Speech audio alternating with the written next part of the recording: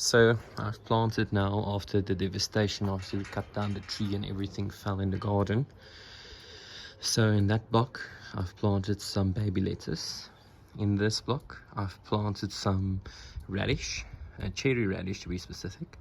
In this small block I've planted some kale, and in this block I've planted some Swiss chard, and then on this side we have some cabbage. Still I have my turnips in that right hand corner growing well, and I have some broccoli going on there, but I'm thinking of replanting or reseeding those broccoli. And then in the pollinator garden I've now separated these two to prevent erosion. I've planted some marigold seeds there. Here's the only 2 lavenders left of the 4 that was here, and the trusty steed. I have some rosemary.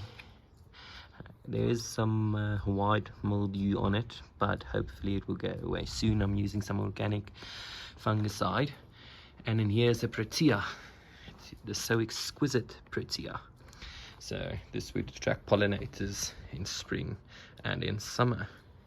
So that is planting update 1 for this new winter planting season.